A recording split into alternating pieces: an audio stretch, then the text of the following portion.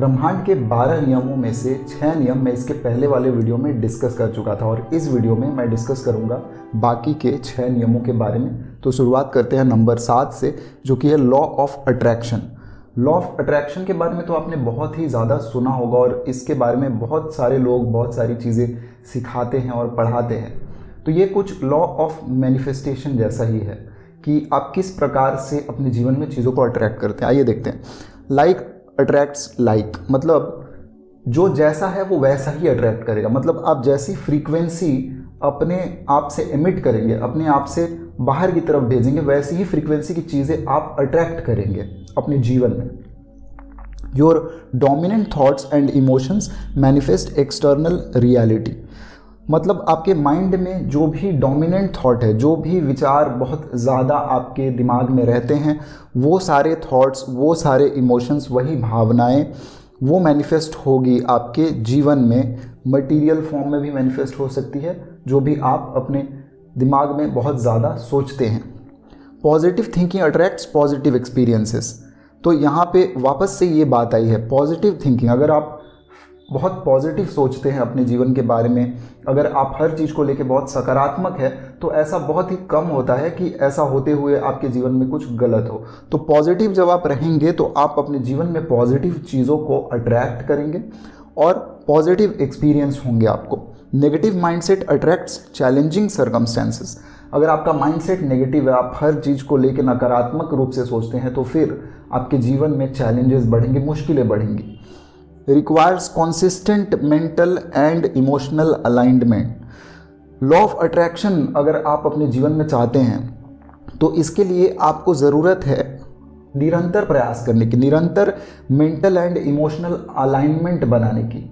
यानी कि आपका माइंड और आपके इमोशंस एक साथ अलाइंड होने चाहिए अगर आप अपने जीवन में कुछ भी अचीव करना चाहते हैं, कुछ अच्छा करना चाहते हैं, कुछ बड़ा करना चाहते हैं। Emphasises the power of conscious creation. अगर आप कॉन्शियस हो जाए, जागरूक हो जाए, एकदम अवेयर हो जाए और फिर अपने प्रतिभा के अनुसार काम करें, तभी आप अपने पावर ऑफ कॉन्शियसनेस को यूज़ कर पाएंगे और चीज़ों को अट्रैक्ट कर पाएंगे अपने जीवन में। तो ये था लॉ ऑफ अट्रैक्शन। इसके बाद देखते हैं 8वें लॉ में क्या है। 8वां जो लॉ है वो है law of transmutation of energy. अब हम देखते हैं यहाँ पे एनर्जी के बारे में बात हो रही है और ट्रांसम्यूटेशन का क्या मतलब है। ट्रांसम्यूटेशन मैंने कैसे एनर्जी एक फॉर्म से दूसरे फॉर्म में ट्रांसफ़र हो जाती है, कैसे वो मूव करती है, फ्लो कैसे होता है एनर्जी का। Energy can be transformed from one state to another. Energy एक स्टेट से दूसरे स्टेट में ट्रांसफ़र की जा सकती है। ये तो फिजिक्स में भी आपने पढ़ा है कि आप किस प्रकार से एनर्जी को एक स्टेट से दूसरे स्टेट में ट्रांसफ़र कर सकते हैं। जैसे कि ये फॉर एग्जांपल जब ये ब्रह्मांड क्रिएट हुआ था तो वहाँ पे सिर्फ डार्क एनर्जी थी और डार्क एनर्जी होने के कारण जब वो एनर्जी मैनिफेस्ट हुई मटेरियल में, तभी वो ट्रांसफॉर्म हो गई वो एनर्जी। और इसी प्रकार से जब नई नई चीज़ें बनती है यूनिवर्स में, तो वहाँ पे एनर्जी जो है वो मैटर में ट्रांसफॉर्म हो जाता है। Negative experiences can be converted into learning opportunities. अब ये आपके लेवल पे, आपके जीवन में कैसे ये लॉ काम करेगा। जैसे कोई आपको नेगेटिव एक्सपीरियंस हुआ अपने जीवन में, कुछ भी बुरा घट गया, तो उस एक्सपीरियंस से आपने क्या सीखा। आप उस चीज़ को सीख के जब आप उससे आगे बढ़ते हैं, आप उसे अगर अपॉर्चुनिटी की तरह देखते हैं कि ये मेरे सीखने का समय है, तो फिर आप उस एनर्जी को, उस नेगेटिव एनर्जी को ट्रांसफॉर्म कर दे रहे हैं कुछ पॉजिटिव में, और आप वहाँ से सीख के कुछ अच्छी चीज़ें वापस क्रिएट कर सकते हैं। फिर आप जो भी गलतियाँ कर रहे हैं उनको रोक सकते हैं या उन्हें सुधार सकते हैं। Challenges can be alchemized into growth. जितना ही हम अपने जीवन में चैलेंजेस को फेस करते हैं ना, उतना ही हम स्ट्रॉन्ग बनते जाते हैं। तो वैसे ही जब आपके जीवन में आएंगे चैलेंजेस और आप उनको फेस करेंगे, तो आप भी स्ट्रॉन्ग बनते जाएंगे। बस आपको ये याद रखना है कि कोई भी चैलेंज, कोई भी प्रॉब्लम आपके जीवन में आपसे बड़ा नहीं है। और ये फैक्ट है, जब हम उन प्रॉब्लम्स के नीचे दबते हैं तभी हम अपने आप को बहुत अंडर एस्टिमेट करते हैं। तो ऐसा नहीं करना है। चैलेंजेस आए तो उसे अपने ग्रोथ के लिए यूटिलाइज करिए। Mental and emotional states are malleable. अब इसका क्या मतलब है? इसका मतलब ये है कि कोई भी मेंटल स्टेट, कोई भी इमोशनल स्टेट जो है ना, इसे हम बदल सकते हैं। ये हमेशा के लिए नहीं रहता। अगर आप आज दुखी हैं तो ऐसा ज़रूरी नहीं है कि आपको दुखी रहना है।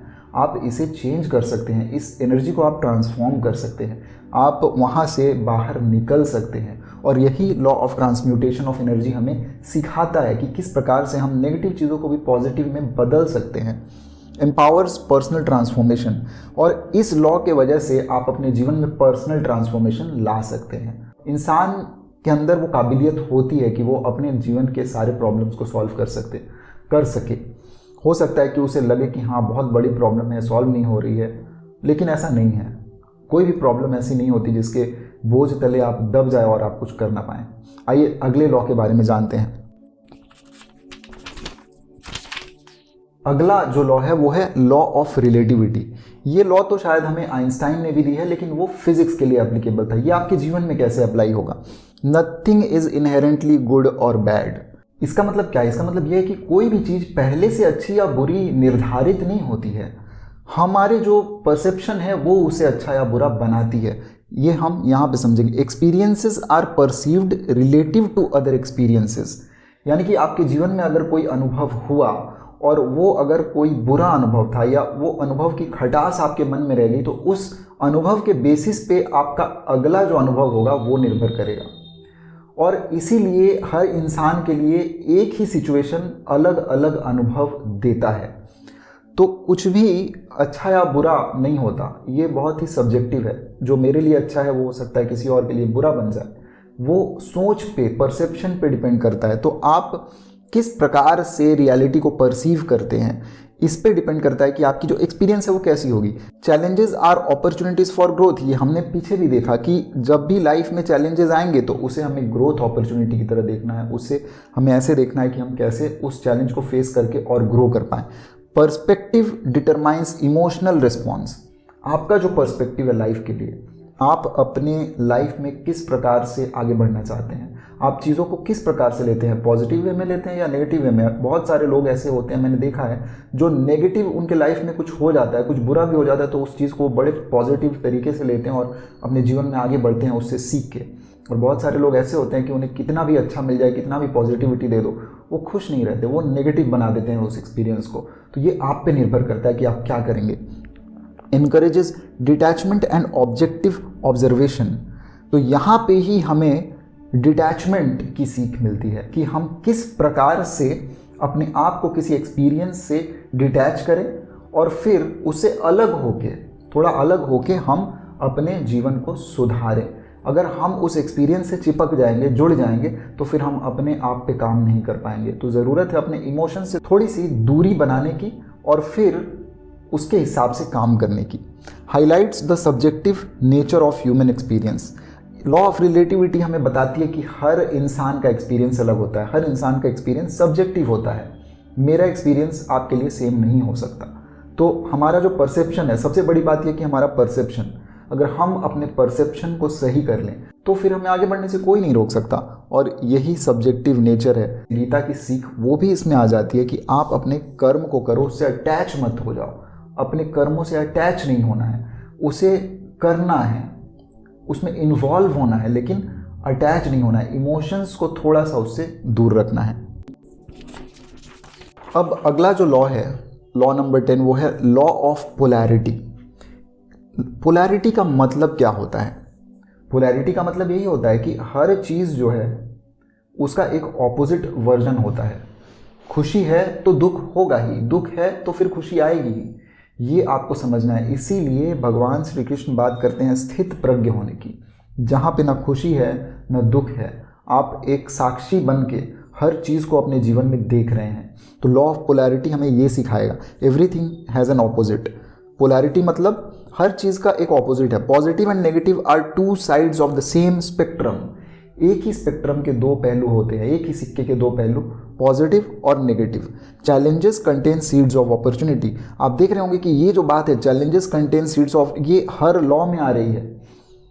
तो चैलेंजेस से हमें अपॉर्चुनिटी मिलती है बढ़ने की, आगे बढ़ने की। Demonstrates the complementary nature of opposites.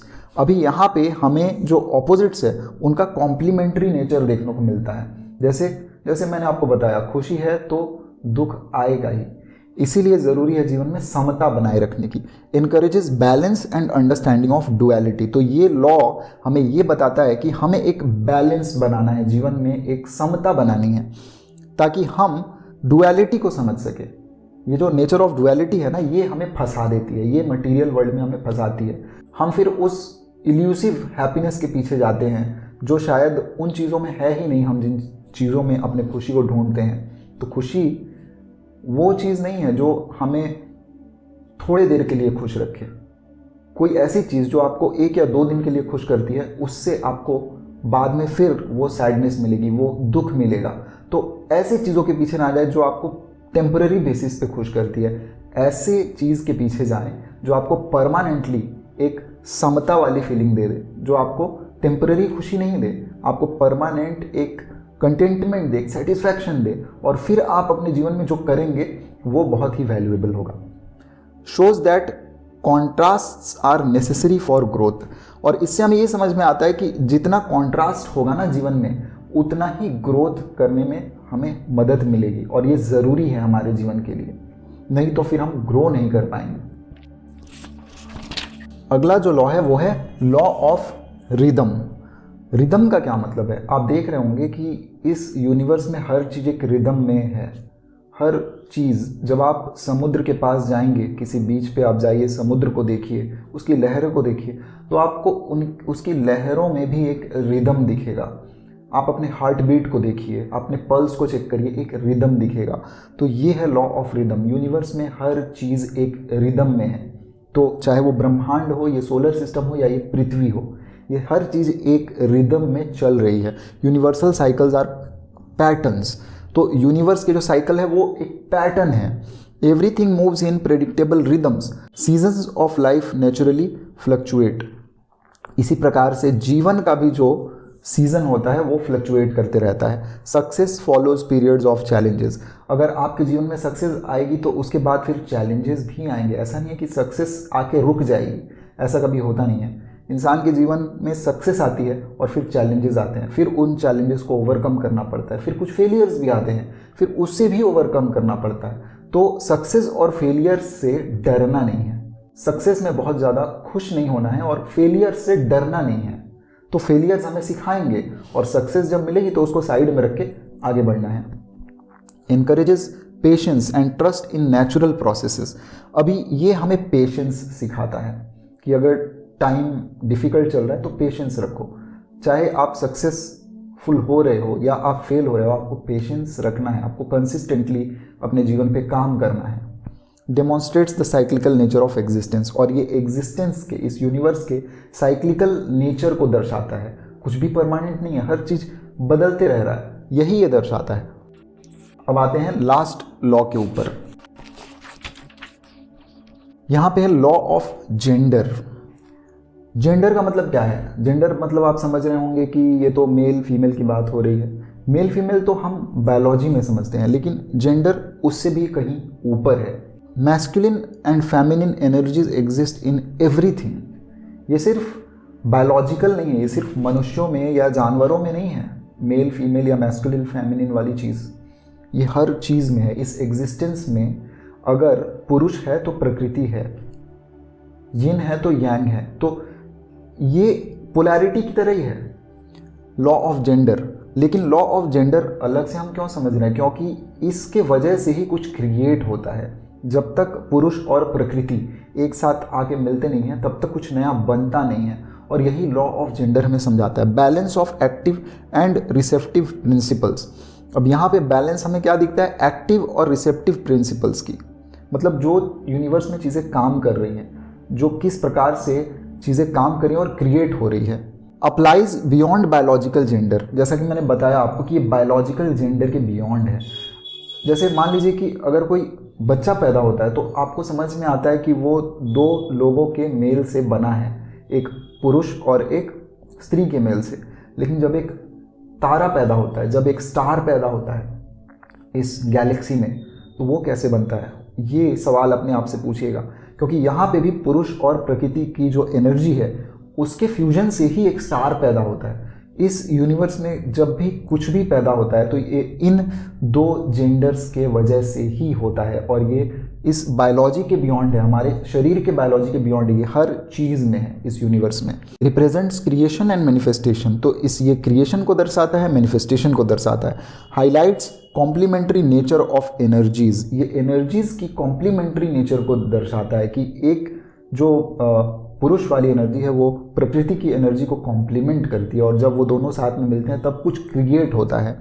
Suggests holistic understanding of universal principles, तो यूनिवर्सल जो प्रिंसिपल्स है आप इसको पूरी तरीके से समझ सकते हैं इस लॉ ऑफ जेंडर से ही, और इस लॉ से ही हमें समझ में आता है कि जितना लोग सेक्स के बारे में सोचते हैं या सेक्स को जितना बुरा मानते हैं वो उतना भी नहीं है, क्योंकि ये भी लॉ ऑफ जेंडर का ही एक प्रोसेस है, लेकिन हमारी जो परसेप्शन है वो उसे एक बहुत ही संकीर्ण रूप से देखती है। तो इस प्रकार से नहीं देखना है पुरुष और प्रकृति को, तो ये नेचर का रूल है। और ये था आखिरी लॉ। अगर आपने पहले की जो 6 लॉ है वो अभी तक नहीं देखे हैं तो इसके पहले मैंने एक वीडियो बनाया था, वो आप जाके यहाँ पे क्लिक करके देख सकते हैं। और कमेंट करके ज़रूर बताइएगा कि ये जो 12 लॉ है ये आपको सीख के क्या समझ में आया, आप अपने जीवन में इसे किस प्रकार से इम्प्लीमेंट कर सकते हैं।